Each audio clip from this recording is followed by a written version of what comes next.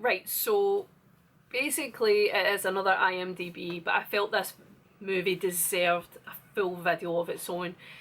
This movie came out in 2014 and I was desperate to see it in the cinema, and I don't know why I didn't see it. I am really annoyed with myself, and at the same time quite pleased that I didn't go to see it in the cinema after watching it. It's Interstellar.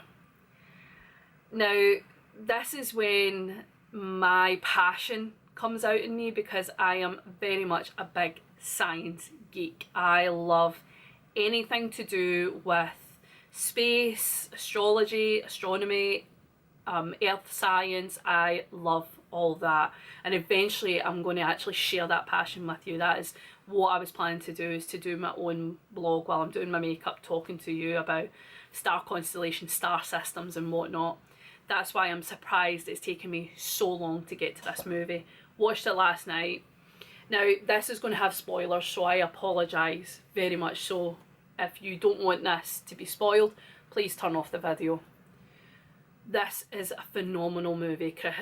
You've got the Wes Bentley in it, you've got Michael Caine, John Lithgow, who I adore, and also the very, very sexy Matthew McConaughey, as well as Jessica Chastain, who, as my partner loves to confirm, is his favourite actress.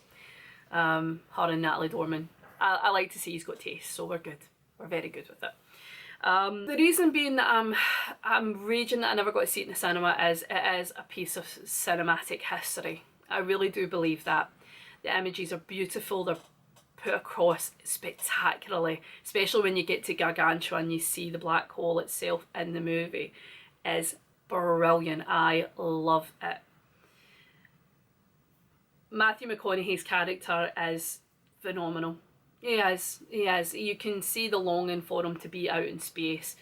So I'm going to get into the science of the movie, because this is what makes me tick.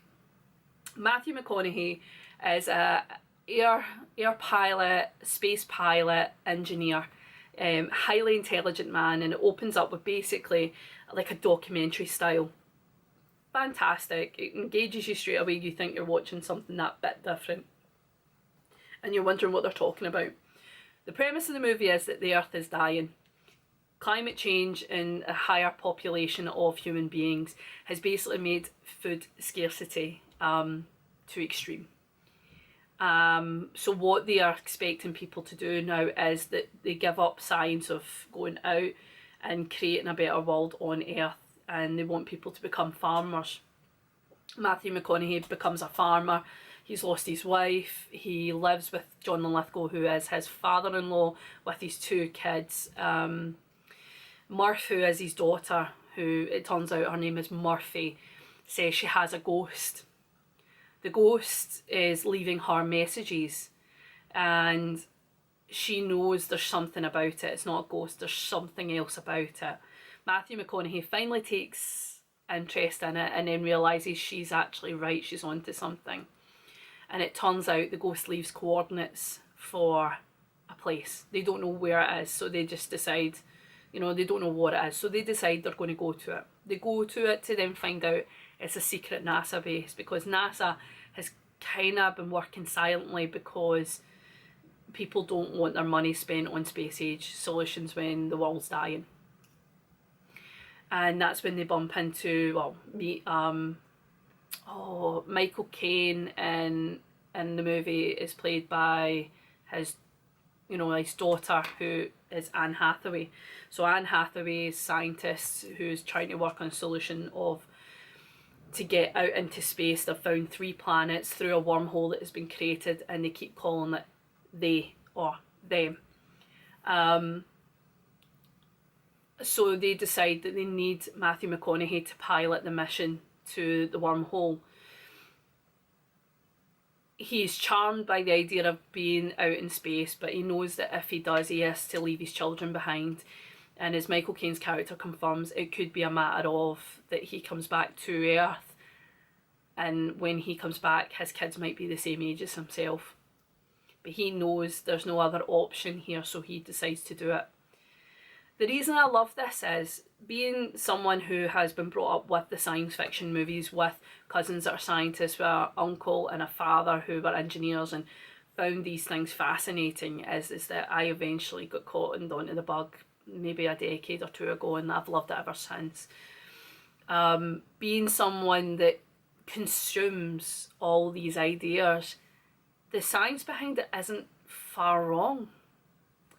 I mean, Star Wars years ago came up with this idea of 2 stars, and they were saying, oh, well, that would never happen in science.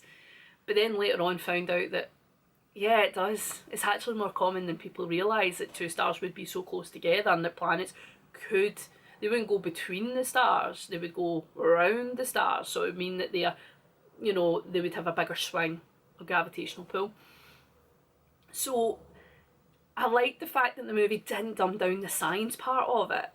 It engages you so you can think, maybe that would happen. Like, that could technically happen. And I love the bits that they put in between the movie, like when they go to one planet and it's a tsunami planet and they lose one of the characters, and then they've realised that they've spent, I think it's 23 years on the planet, because it's so close to the black hole that for every minute that passes on the planet means that they've lost half a year, if I remember rightly. That's how they were working the science out from it.